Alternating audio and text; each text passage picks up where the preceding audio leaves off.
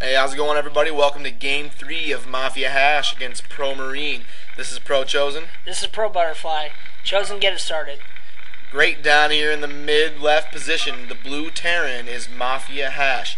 And then up here right above him, playing the white Zerg, is Pro Marine. So this is very interesting because MaFia.HasH has the the matchup advantage. The Terran versus Zerg with close positions. He's going to be able to tank push him easily and be very aggressive and maybe get the early game win. But if this goes to late game, then Pro Marine's going to have the better spot advantage. So it's going to be very important for HasH to get him scouted, do a lot of damage early game, and get something established in here in Pro Marine's base. Or else if this goes to late game, it's going to be over for MaFia.HasH most likely. And this is just a slip over from game number 1. Yeah, this is game number 1. The race is kind of switched up, but Pro Marine was all the way across the map from MaFia.HasH when he was tank pushing him.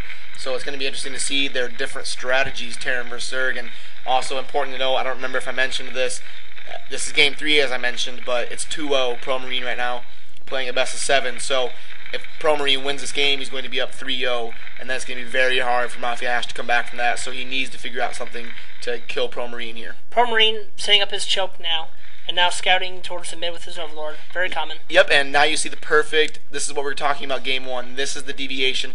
This is the common Zerg choke build amongst the top players. They get that choke up here, they get that hatchery up here, and then the pool. HasH actually is nice scouting the Overlord of Pro Marine. Good for him. Yeah, and HasH was sending that SCV out here to see if Pro Marine was mid-building him with Protoss. But instead, he saw that Overlord, so now he's going to come up here and scout this hatchery. And this is going to make HasH's heart sink. He did not want to see a Zerg choke right above him because he knows if this goes late game, there's pretty much nothing he can do. Let's see if he does anything different now from this. Yeah, he's going to attack that drone, and that drone is he gonna her. Is he going to get a drone? No. Pro Marine stack attacks that drone away, and he's moving it around, and he's going to have to use a couple drones here to drive that SCV away. But nice little job by HasH there, do a little bit of harassment. He's got the APM to do it, so well done. Pull off any kind of mineral stalls. Yep, just anything to keep that Zerg small and keep them mineral harassed. It's so important when you're playing against a Zerg. Going to fast. He's got in the academy there. He's probably be pumping. You know, to be honest, I'm surprised that HasH is going for the academy. I guess maybe he wants that marine range so he can stop the Zerg from pushing out sunken colonies, kind of help with that. But gonna be interesting to see how it plays out. Either way, we'll see. Zerg will not be able to get the scout in. That's why he placed him right there in the middle of probably his choke, because just in case the Zerg try to go either way into his base, he would be able to not spot it. Well, Pro Marine doesn't care if he sees HasH's base. He wants to see if he's building factories in the middle of the map. He wants to see if he's being proxy, tank pushed, and nice job by HasH. Very nice. He waited to kill that Zergling, and then he started this factory. So Pro Marine has no idea if MaFia.HasH built a factory in the middle of the map or if he didn't, and that's what he had those Zerglings out in the middle of the map to know. He's put up these sunkens. Now he's just going to try and stretch him out there. That's good placement. That will make it so that other Marines will not be able to just snipe off the sunkens. Yep, just got to push him out slowly, and he is going to get that gas. He's getting that gas a little bit later than HasH did in game 1, so he's going for a little bit more of an economy build. He is going to have a better economy than HasH did in game 1, but it looks like HasH going for the barracks up here. Oh, the fire bats. Yep, that's why he was getting that academy, so now it all makes sense. He's going to build a barracks, float it over this gap, land that barracks in Pro Marine's base, build some fire bats, and then rush in here with stim and try to hit these drones. I saw that up there, that blue space on there on the mini-map, and I thought it was just a Marine. Maybe if an Overlord's come by, he could probably snipe it, but obviously not. He's definitely going to be going for that. And I've seen that work. Oh yeah, that definitely works. Anything to catch somebody off guard. When I'm playing Zerg vs Terran, I love to put my Overlord over here. I have to see this. Yeah, that's what I'm saying. Because so many games I've learned from that. People, they float a barracks in the base, fire bat me. You're like, damn it. No, you hate black space in the base. Yeah, black space in the base, very bad. Got to flip that Overlord over here. And Pro Marine is going to do that. So he uses his second Overlord to get vision of his base. He already has vision of his base down here, and now he wants vision of his base over here. So it makes perfect sense, and it looks like he's going to see that. Let's go to the middle there. Let's see what's going on. So I'll put up a bunker. They get for the range in there. Yep, yes they do. It's going to pick it off. He needs a mic with these Marines. He's going to lose these 3 Marines to nothing. Oh, he does mic with that last one. Doesn't lose it.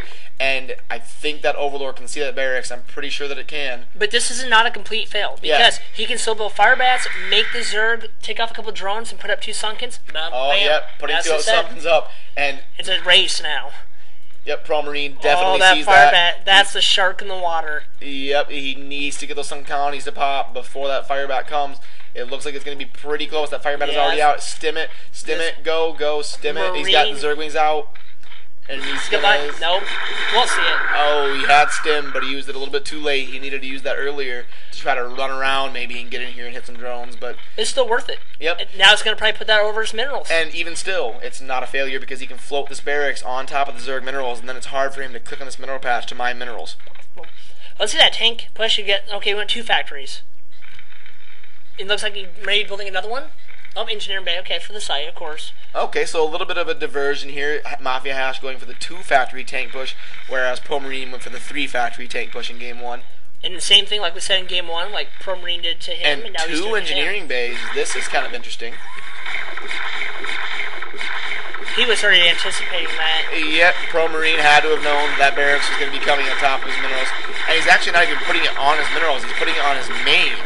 So that's pretty interesting. I don't know what he's trying to achieve with that. Maybe just trying to use that barracks to scout, but... Maybe misclicked, I don't know.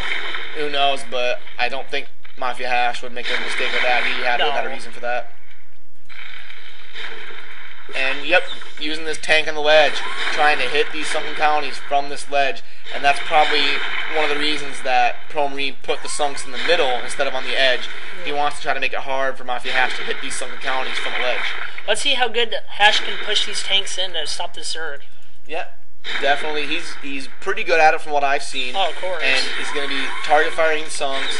He knows what he's doing. He's got the 2-fac, which honestly I kind of prefer the 2-factory tank push as opposed to the 3-factory tank push. I don't know why, it's just always worked better for me, but everybody has their own style of play and what works for them. And Spore Colony, that's to stop this engineering bay from coming up here and getting vision. Pro Marine trying to slow down that Terran tank push. I like how he's not pulling that engineering away just yet. He knows the range is worth more than that eBay all the way. Yep. But you don't want to fully lose it, though. That is definitely true. He's going to move that engineering bay back now. He'll snipe it. Forward. Good play. Good play by him. Look at that. Oh, I thought he was going to snipe the Spore Colony. Sorry. Pro Marine getting that hive. He's going to have that hive popping about 8 minutes into the game. He's going to have Guardians at about 9:30. So it looks like... And Pro Marine building a massive amount of sunken colonies, and they're very spread out. Wide range. Yep, making it hard for that Terran to get in his base and do damage. But has the Terran built any more barracks? Yes, there he goes. He's going for about 6 barracks and 2 factory and no starport yet, so he is going to be relying on really killing him early. It's going to be all or nothing for MaFia.HasH here in the next couple minutes. And MaFia.HasH losing a tank there to a sunken colony, that's something you never want to see if you're a Terran tank pushing. Definitely. Tank count is everything at the moment. Look at that, he's not stopped building it, and of course that's what you have to do, I know. But sometimes you know what you have to do and you're just not even able to do it. Yeah, and this game is pretty much dead even. It's going to be very close, but honestly I think that the Great Aspire and the Guardians are going to be out in time. There's a lot of sunken colonies up here to defend, and it looks like Pro Marine's going to be able to at least live for another 5 or 10 minutes. I'm agreeing with that, and at that point that's not going to be good. That's not exactly what HasH wants to see. Nope, the Mutalisks coming out. He's going to be trying to snipe a couple tanks. He needs to get away from those Marines, save those Mutalisks. He just wants to hurt these tanks, take out a couple stray tanks, really slow down this Terran tank push. He can afford to get the Mutalisks hurt, but not lose, because he can form into guards with full health. Yep, yeah, that's true, and he did lose that one Mutalisk. That will hurt him a little bit, but it's not going to be that big of a deal losing one Mutalisk to slow down the Terran. Now, nice. Constantly putting up those barracks, but still no starports. And it's important to note that MaFia.HasH is going completely all in. Yeah. He's going to have absolutely zero chance to win this game if he does not win it in the next 3 minutes. Now, taking out some tanks there with Metallic. And that Greater Spire is up, and the Guardians are morphing. I think that's pretty much GG. Yep. MaFia.HasH has no starport, nothing to go against Guardians. And, I mean, he could lose to, honestly, 3 Guardians. Not quite. It depends. With the defense, no, but in open field, the Guardians would fall so quickly. Oh, yeah, open field, but sitting behind a couple sunken colonies, 3 Guardians will absolutely crush a tank push. And Zerg just has to constantly be building, right? So he's building the Zerglings, and he has the movement, I'm sure. Here comes the Guardians now, trying to fight back and hold this. Yep, that's pretty much GG. MaFia.HasH. Yeah, and there he types GG. So good game. Good game. Let's go to game 4.